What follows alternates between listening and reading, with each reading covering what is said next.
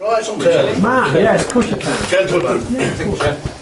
Gentlemen, thank you for coming tonight. I thought perhaps nobody would turn up as I was going to give this talk. I didn't intend to, because the door's open. Well, you didn't know where it should be till we arrived. No.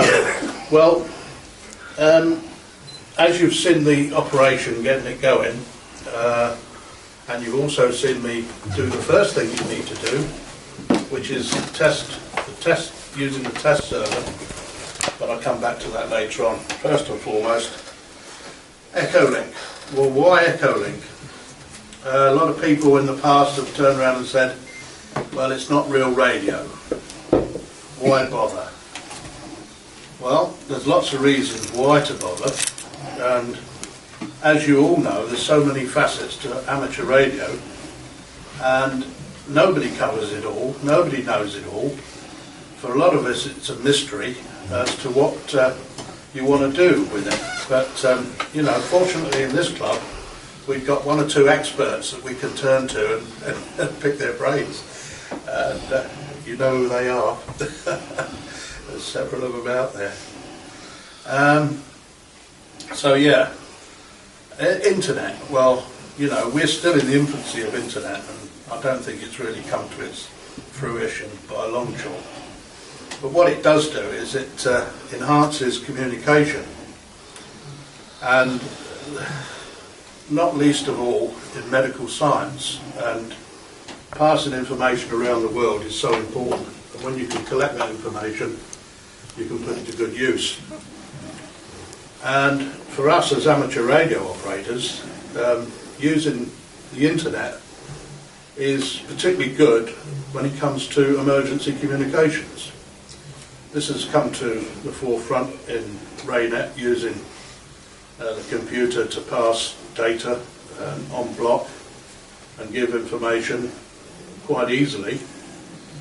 And so, yeah, Echolink is voice over internet protocol, and it's also linked into other systems which are All-Star and D-Star, which are basically software-defined radio systems.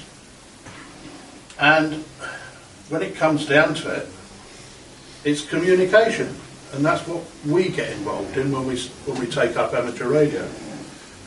Okay, Morse gets through, great, and we'll always want to be able to use that for obvious reasons.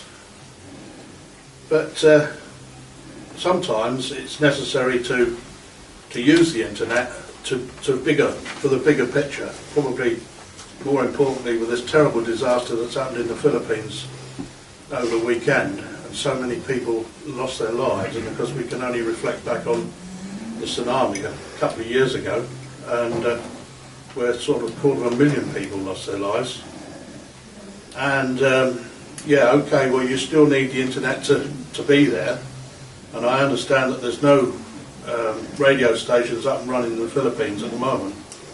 It seems to be completely dead, and that's probably because most of it's been washed away. So it contrasts the basics between internet and radio. And why get involved? Well, for some people, they can't use antennas, they can't put them up, they live in flats.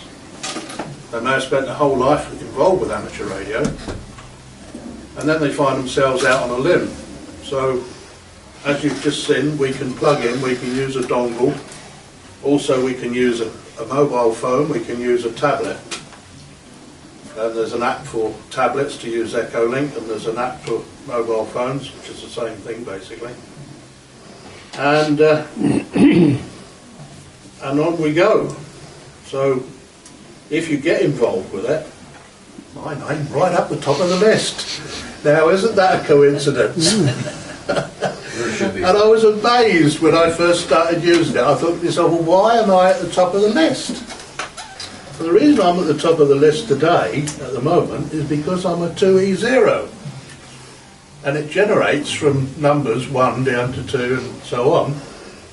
And I don't think there's any 1 call signs. So, depending on where I am in the alphabetical order, that's where I am. And I thought to myself initially, I don't like this. Why am I at the top? Because so many people getting used to it and look there and they think to themselves, oh, I'll check on that bloke, I'll click on him. So that's what I was getting. I was getting continually people calling me up, and I thought, oh, I don't like this a lot. And I was on a conference and I was chatting away to people. All of a sudden I get dragged off of it. And it was because they wanted to test it out. And they saw my call sign there. I thought, well, I'll test the top one out. Went back, they're probably having the same problem. But there we are. So, that's the list of users. And if you scroll down on the users there, and you bring the whole list of those people who are actually online at this moment in time. And out of all those... What are the highlighted ones? 857 at the moment. What about the ones highlighted in blue? Well, they're actually in contact with somebody, and they're using it either through a conference or one-to-one. So, if I look down the list, and I come down to the M's, and I see M0, and if I was to see M0 UWD in there, I'd know Jeff was on the internet, on Echolink. Now I can either leave him alone, or I can see where he's connected to, and on Monday to Friday, at 4 o'clock in the afternoon, Jeff and I have a little chat with 2 guys or 3 guys over in Arizona and California. And what we do is we go on to a conference. Now, if you look in the list over there, you see conferences. And if I click on there, you'll see all the conferences come up. Jeff's already in conversation with somebody. How do you join in? Right. Can you join in? If a lot of conferences are set up differently, first and foremost, and when you get a good conference set up, and one of the best conferences that I know is the Island Conference, and we can create a favourites list without going through all that. How you do that? Well, you just right click on it when you're on a conference, and you'll see that my favourites list there is set up, and I've got the Island Conference there. And if I click on there, I'm now joined the Island Conference. Mm-hmm. Now at this particular moment, no one is transmitting. We know that because we can't hear anything. But we also know it because if I make a transmission, my call sign will highlight with a call with a line on it. And if I call out on the conference, I could use several means to do that. I could use the regular protocol of CQ and my call sign and just listening, or I might use it as you would do through a repeater and say, just standing by listening. And if someone wanted to come back to me, then you would respond in the same way that you would do with radio. And remember that this is radio. It is not internet in essence, because it isn't directly linked into your browser. It stands alone.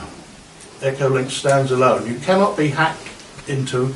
It won't do any transfers of files or anything of that nature, I am told. Right? So, and I've no reason to disbelieve that.